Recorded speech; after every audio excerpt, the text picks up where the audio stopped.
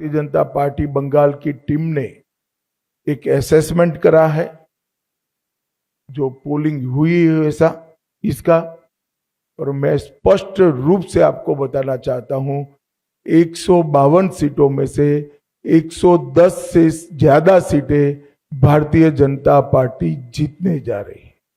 इसका मतलब है कि दूसरे चुनाव चरण को मिलाकर हम प्रचंड बहुमत के साथ बंगाल में शुद्ध रूप से भारतीय जनता पार्टी की सरकार बनाने वाले हैं। मित्रों, मैं थोड़े आंकड़े भी देना चाहता हूं। 16 के चुनाव में 1278 लोग घायल हुए थे, 21 में 1681, 23 के पंचायत में 664 और 24 के आम चुनाव में 761। उसकी तुलना में 30 से कम लोग कल घायल हुए। ये बताता है कि बाय एंड लार्ज चुनाव शांतिपूर्ण तरीके से हुआ है और मृत्यु का आंकड़ा एक भी नहीं है। और ये जो चुनाव बढ़ा है, मतदान बढ़ा है, वो भारतीय जनता पार्टी की सरकार बनाने का, परिवर्तन का मतदान, क्योंकि जिस तरह से प्रधानमंत्री जी और हमारे बाकी नेताओं की रैलियों को प्रतिसाद मिला है, रोड शो को प्रतिसाद मिला है, वो प्रतिसाद कल प्रथम चरण में बैलेट मशीन के अंदर बंद हो गया है। एक बहुत बड़ी आशंका यहां व्यक्त की जाती थी कि जन समर्थन तो है, मगर पोलिंग स्टेशन पर पहुंचेगा क्या? वो आशंका है आज समाप्त हो गई है और मुझे विश्वास है कि दूसरे चरण में और उत्साह के साथ मतदान होगा। अब दूसरे चरण की भी मतदाताओं की जिम्मेदारी है कि यही परिवर्तन के दौर को वो आगे बढ़ाएं। बहुत लंबे समय के बाद, जब कोई विपक्षी पार्टियां नहीं थी, हमारे देश की आजादी के बाद का वो दौर बात कर दीजिए, तो 5 तारीख के बाद अंग, बंग और कलिंग तीनों जगह भारतीय जनता पार्टी का शासन होगा, कमल का शासन होगा। और मैं मानता हूं ये निशानी हमारे पूर्वी भारत के लिए शुभांकर है। नरेंद्र मोदी जी ने 2014 में कहा था कि भारत की दोनों भुजाओं का, भारत माता की दोनों भुजाओं का सम विकास होना चाहिए। पश्चिम के क्षेत्रों में विकास काफी अच्छा हुआ है, कोई न कोई कारण पूर्व के क्षेत्र पिछड़े हुए हैं। पूरा नॉर्थ ईस्ट, बंगाल, बिहार, उड़ीसा, ये पूरा भारतीय जनता पार्टी का शासन आने के बाद ये जो शुरुआत मोदी जी ने करी है पूर्व के विकास की, पूर्वोदय की, इसकी भी गति तीव्रता के साथ बढ़ेगी। मित्रों, एक बंगाल की मुख्यमंत्री जी अफवाह फैला रही हैं कि बंगाल में अगर भाजपा का शासन आया तो बाहरी लोग शासन करेंगे। मैं दीदी को बताना चाहता हूं, दीदी बंगाल का अगला मुख्यमंत्री बंगाल में ही जन्म लेने वाला, बंगाली मीडियम में पढ़ा लिखा और बंगाली बोलने वाला होगा। इतना ही है कि आपका भतीजा नहीं होगा, वो भारतीय जनता पार्टी का कार्यकर्ता होगा। अगली सरकार बंगाल के ही भारतीय जनता पार्टी के कार्यकर्ता ने बनानी है।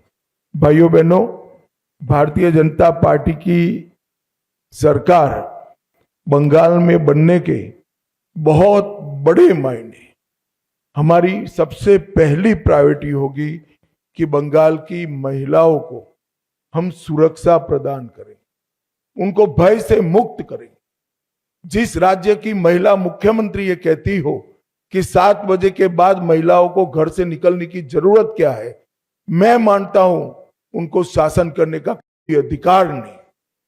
मैं आज बंगाल की माताओं बहनों को आश्वस्त करना चाहता हूं कि 5 तारीख को भारतीय जनता पार्टी की सरकार बनने के बाद रात को 1 बजे भी छोटी सी बच्ची, किशोरी स्कूटी लेकर निकलेगी, कोई गुंडा उसके सामने आंख उठाकर नहीं देख पाएगा। और ये प्रतीकात्मक रूप से हमने आरजी कर की पीड़िता की माताजी को और संदेश खाली की पीड़िता को भी हमने प्रत्याशी बनाया। विक्टिम थी, वो असेंबली में बैठकर ये गुंडों के खिलाफ कठोर प्रशासन के नियम बनाने का काम करेगी। मुझे लगता है बहुत बड़ा परिवर्तन आने वाले दिनों में होने वाला है। और दीदी को महिला आरक्षण का विरोध करने का जवाब भी इस चुनाव में बंगाल की मातृशक्ति देगी, इसका मुझे पूरा विश्वास है। मित्रों, आज मैं बाकी सारे जो क्षेत्र बचे हैं उन लोगों को भी कहना चाहता हूं कि भारतीय जनता पार्टी की सरकार बनने के बाद व्यापारियों से कोई भतीजा टैक्स, भाईपो टैक्स नहीं लिया जाएगा। सिंडिकेट को हम समाप्त कर देंगे। जो प्रशासन का राजनीतिकरण हुआ है और राजनीति का क्रिमिनलाइजेशन हुआ है, वो एक प्रकार से नासूर बना हुआ है, उसको भी हम बंगाल की जनता को ये नासूर से मुक्त कराएंगे। बंगाल के अंदर आधुनिक खेती के लिए कोई संगठित प्रयास विगत 50 साल से नहीं हुआ। मां गंगा की कृपा जो कांप को ढोकर लाती है और पानी की उपलब्धता है, इसी के आधार पर यहाँ का किसान खेती करता है। आने वाले दिनों में हमने तय किया है कि किसान की खुशहाली के लिए यहाँ के सारे परंपरागत क्रॉप है, इसके बड़े रिसर्च सेंटर हम यहाँ पर बनाएंगे। चाहे आलू हो, चाहे धान हो, चाहे बंगाल की मालदा की मसूर आम हो, पान हो, इस सभी के लिए इसकी खेती को वैज्ञानिक तरीके से हम आगे बढ़ाएंगे। और एक भ्रष्टाचार प्रस्तापित इंस्टीट्यूशनलाइज करने का काम ममता बनर्जी ने किया। 32 से ज्यादा घोटालों के माध्यम से 10,000 करोड़ से ज्यादा रुपयों का भ्रष्टाचार बंगाल में हुआ है। 10,000 करोड़। हमारी सरकार भ्रष्टाचार मुक्त पारदर्शी शासन तो देगी ही देगी, मगर जिन्होंने भ्रष्टाचार किया है इनके खिलाफ एक श्वेत व्हाइट पेपर जारी कर सारे भ्रष्टाचार के आरोपों की सुप्रीम कोर्ट के रिटायर्ड जज से जांच कराकर भ्रष्टाचारियों को कड़ी से कड़ी सजा दिलाने का काम करेंगे, जिससे आने वाले अनेक सालों तक यहां पर कोई भ्रष्टाचार की करने की हिम्मत न कर पाए।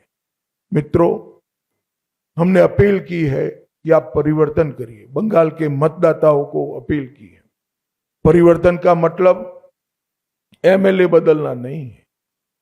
परिवर्तन का मतलब सरकार चलाने वाली पार्टी बदलना नहीं है।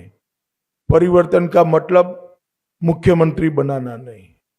परिवर्तन का मतलब है घुसपैठ मुक्त बंगाल बनाना, घुसपैठ न हो ऐसी सीमाएं बनाना, भ्रष्टाचार से मुक्त प्रशासन देना, तुष्टीकरण की राजनीति से बंगाल को पूर्णतया मुक्त कर देना, रंगदारी और सिंडिकेट राज समाप्त करना, विकास की तेज रफ्तार, उद्योगों के लिए लाल जाजम बिछाकर उनका स्वागत और इसके माध्यम से युवाओं के लिए रोजगारी को आगे बढ़ाना, आधुनिक इंफ्रास्ट्रक्चर और इन्वेस्टमेंट दोनों के लिए short term long term policy बनाना और संसाधन जुटाकर इसको जमीन पर उतारना, कानून का राज प्रस्तापित करना, कैडर के राज से बंगाल की जनता को मुक्त करना और प्रशासन पर राजनीतिक दबाव मुक्त कर देना। मित्रों, हजारों हेक्टर भूमि अनधिकृत एंक्रोचमेंट में है। हम आसाम की तर्ज पर बंगाल में भी अनधिकृत एंक्रोचमेंट पर बहुत बड़ा ड्राइव चलाकर ये जमीन को बंगाल के विकास के लिए हम मुक्त कराने का काम करेंगे। আমাদের ভিডিও ভালো লাগলে লাইক এবং শেয়ার করুন। কমেন্ট সেকশনে গিয়ে জানান আপনাদের মতামত। আরও ভিডিও পেতে আমাদের চ্যানেল সাবস্ক্রাইব করুন এবং প্রতি মুহূর্তে খবরের আপডেট পেতে প্রেস করুন বেল আইকন।